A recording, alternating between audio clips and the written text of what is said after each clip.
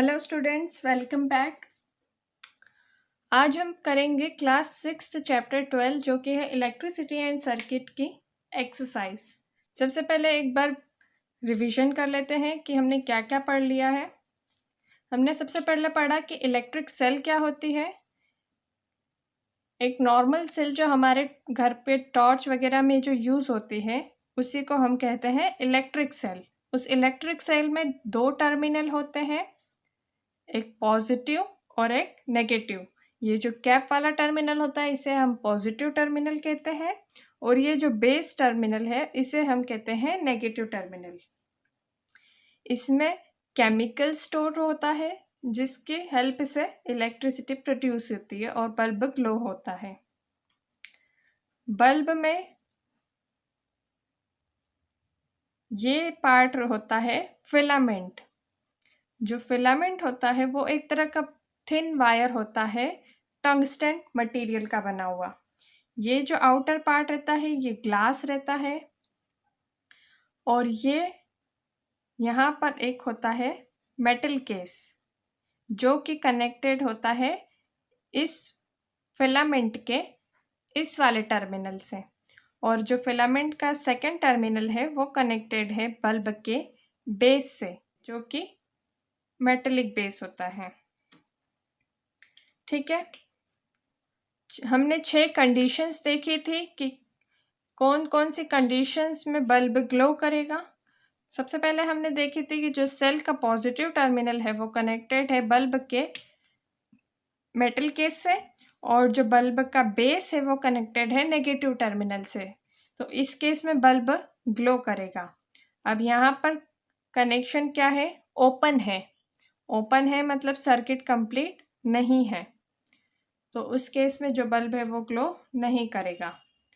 यहाँ पर भी देखेंगे कि यहाँ तो कनेक्शन कंप्लीट है लेकिन जो ये पॉजिटिव टर्मिनल और ये मेटल केस का कनेक्शन है वो ओपन है, तो इस केस में भी बल्ब ग्लो नहीं करेगा।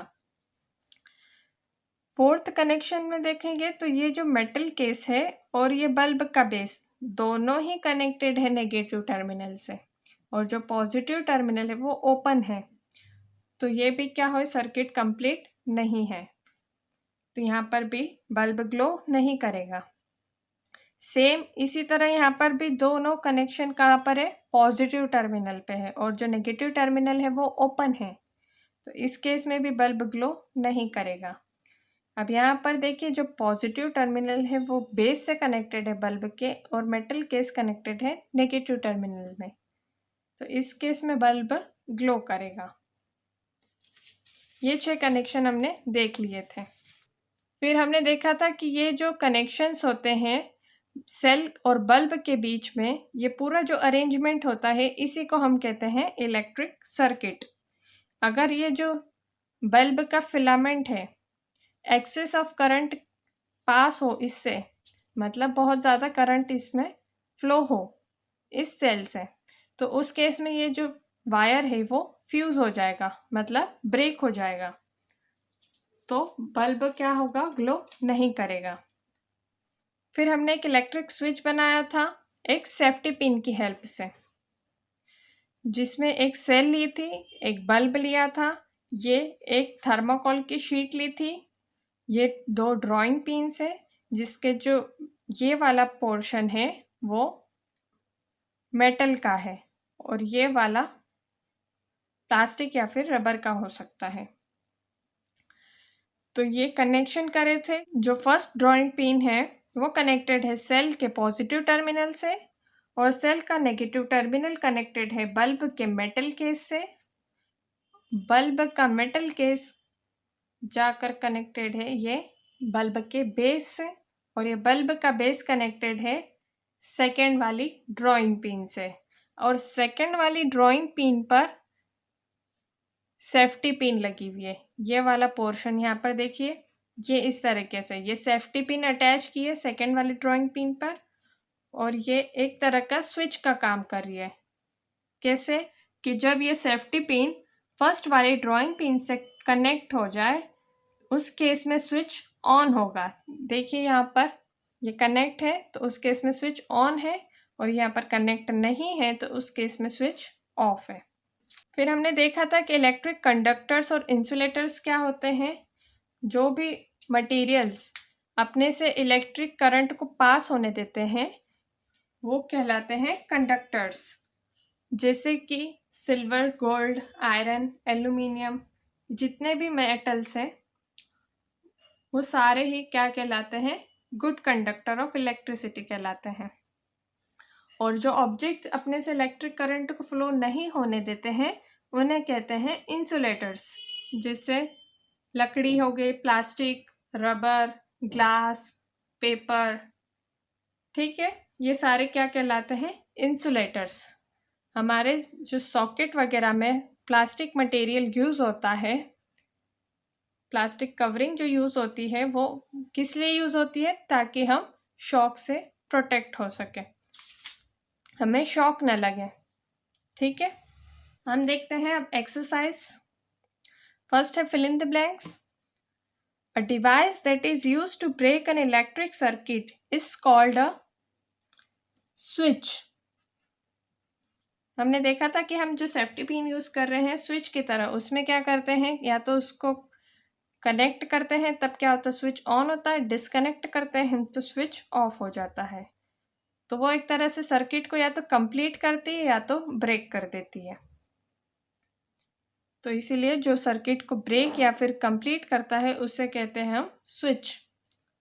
N electric cell has two terminal, positive and negative terminal. ठीक है, मार्क ट्रू और false. Electric current can flow through metals. जो कंडक्टर्स होते हैं हमने देखा था कि उनसे करंट फ्लो होता है। और हमने क्या देखा था कि जो मेटल्स होते हैं, almost all metals are good conductors.